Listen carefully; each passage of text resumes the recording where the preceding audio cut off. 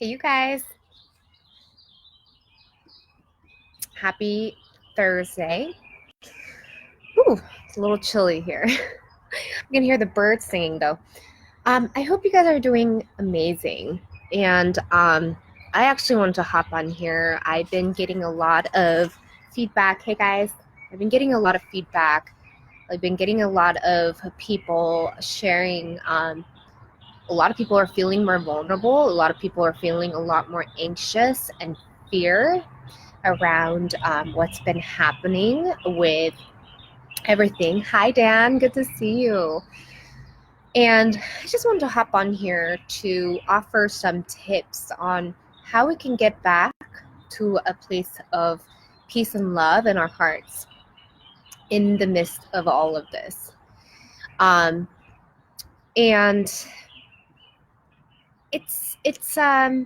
this gets to be a time where we can really examine how we can utilize fear in general to navigate through life and come back to a place of love and gratitude and peace. Because here's the thing, this is just one way. Dan, I've been good. I don't know. I think you are in Australia, so I wonder how the coronavirus whole thing is affecting you guys over there. Here in the US, it's starting to affect a lot of people emotionally, spiritually, physically. And I've been hearing a lot of people, in this state of panic, as schools are getting canceled, as, all these conferences and gatherings are getting canceled. So people are really starting to feel the effects of it. And I've been hearing it in every conversation I'm having with people. So I just wanted to share some tips that I have for you guys in the midst of all of this. And not just bring some positive vibes to all your hearts, if you can receive that. And though also some practical ways that you can navigate through this and create a mindset that can bring more gratitude and love back into our hearts. So first of all, I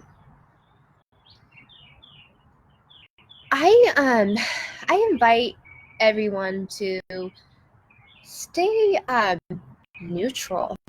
Don't get consumed by the fears and don't make fun and undermine the effects of the fears and making. I've witnessed people making fun of other people, and that hasn't been sitting well with me, because here's the thing, fears really just show us what's really important to us. Fears really show us what we want to protect, what we don't want to lose, what we'd be scared to lose. And so in these moments, I invite you guys to think about, what is this whole coronavirus thing really bringing up the fear of? Like, what am I actually scared of? It's not the virus itself, but what are you scared of losing? Is it your freedom? For me, it's my grandparents. They're all the way in Korea, and I'm nervous that this is going to affect their health, because they're really important to me. And, is it, I have my best friend, one of my best friends, who is a special ed teacher at a school, and she's fearful of her kids being affected because they are a vulnerable population. Is it death? Is just the idea of death scary to you guys? Is it the fear of maybe not living the life that you truly want to, like, if death were a concern, or you maybe scared that you haven't lived out the life that you truly want to? So I invite you guys to sit with these questions. Like, what is this really trying to show me? What am I really scared of losing? Because these are the very things that we've been taking for granted this whole time.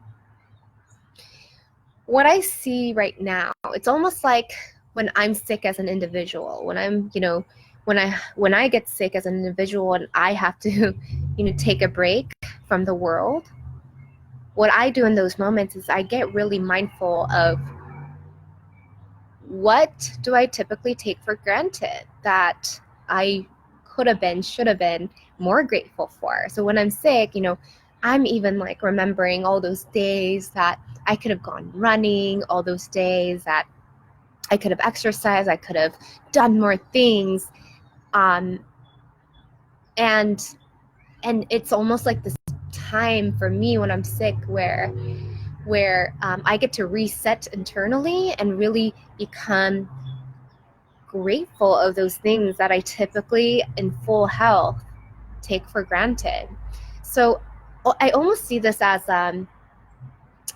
like a sickness that our earth, that our planet, our the people of the earth are experiencing. And so let's take this moment to say, what are some things that we've taken for granted that we get to be grateful for? So every time I'm sick and I come out of that illness, I relive that gratitude and I actually embrace it even more. So when all of this is behind us, what can we say? Hey, remember that one time we were so fearful, or we were all we couldn't really do anything, we were all frozen as a country. Remember all those things that I wish I could do that I couldn't do, like even gathering with people and without worrying about anything, giving people hugs, not having to worry about our grandparents and their health so much, maybe not, thinking twice about our freedom. Like, these are things we take granted every single day. So every time, this fear or this anxiety arise, I invite you guys to just take a note. What can I be grateful for when all of this is behind us? And really embrace all of it, even more. And a lot of times when I'm sick as an individual and, I take a few days off from the world, it's a really good time for us to reset, for me to reset, just, hey, like, this is giving me the time to really just reflect. This is giving me the time to really reassess what I'm creating in the future. When I do have my health again, what will I do with my renewed sense of health that I have been taking for granted? So this could be a really amazing time, you guys, for us to just go into that reflective mode and say, so, if I were to reset everything, through this experience, maybe we're remembering how amazing freedom is, how amazing life is, how amazing connection is. Like, what am I willing to create when we're out of this reset mode actively, so that we don't have to look back and say, hey, remember when we were frozen in fear for 2 weeks? Instead, we get to say, coming out of this, remember when we had those 2 weeks as a country to reflect back and remember what's really important to us and come back to that place. And I think about this often. My close friends know this, but someone asked me the other day, like, do you think aliens are real? I'm like, yeah, of course. I think there's aliens, definitely aliens in this world. And the reason I bring this up is because, a lot of times we get so caught up in our politics and, these things that come up among different countries, different, groups of people on the same planet. And yet, if there was like an alien attack or something that attacks the Earth from the outside, we would all be on the same team. We would all be on the same freaking team. And we forget that so many times, and we pretend that we're like siblings fighting with each other, forgetting that we're under the same family or something. So I invite you guys to take a look at this coronavirus. I don't even want to say it. The coronavirus as like an alien attack. It's kind of crazy. Okay. It sounds weird, but you know what I'm saying. It's like the external thing that is actually bringing the citizen of the earth together. We get to remember that we're all on the same team, and we're all on the same team. When there is this external thing that's attacking us, we get to be on the same team. And let's remember that as we move forward out of this. When something like this happens, we get to remember that we are actually all a community. We can't, for example, like, I know some people who are outside of the vulnerable age groups, I find that they're indifferent, or they're ignoring the gravity of the situation. They don't get it. Yet, here's the thing, we're all in this together as a country. Like, if we don't take care of containing this, then the people of the country that are in different age groups can be affected. And therefore, that can spread to other countries and da-da-da-da-da. And so in the end, we're all in this together. And I think this is an excellent opportunity for us to really remember that and say, next time anything happens between each other, like other countries or whatever, political parties, let's remember this. When there's something big happens like this, and something that actually matters in this world, in the end, we're all on the same team. So, yeah. And, as far as just, being healthy and staying healthy goes, you guys, this is an excellent time. Imagine for the next 2 weeks, if we do get closed down or shut down or whatever, imagine if everyone just meditated for 2 weeks. Just saying. We can all do Joe Dispenza meditations every day for 8 hours. We would come out of it a different country.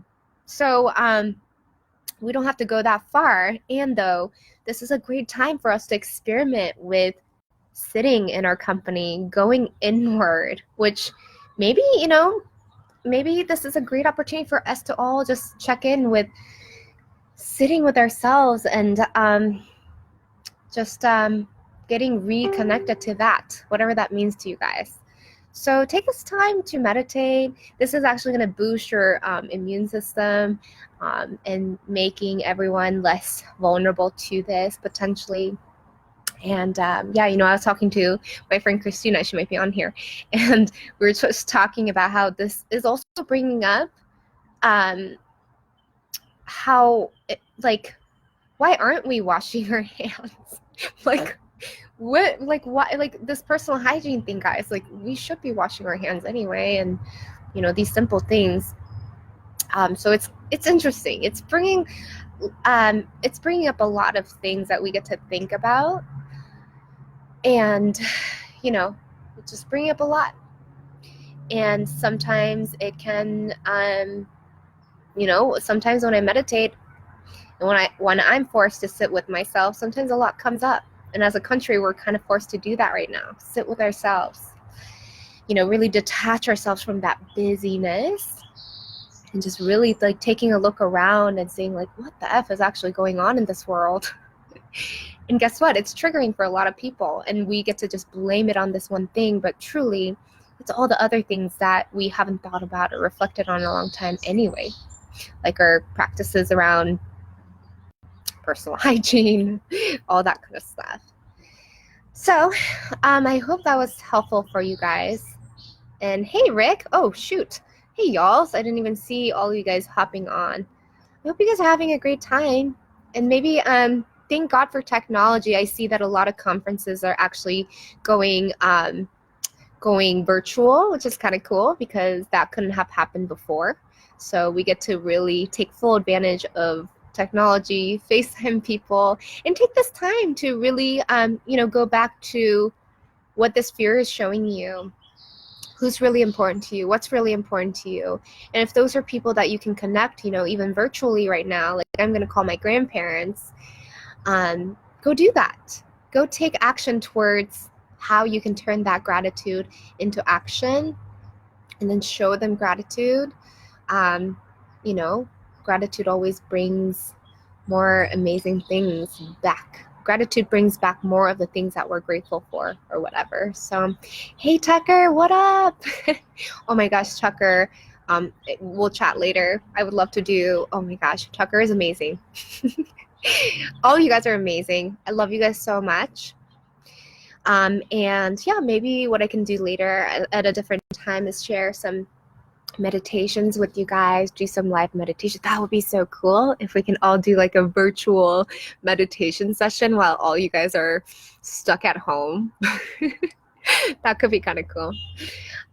Anyways, have a beautiful evening. I love you guys so much. Sending you lots of love. Receive that.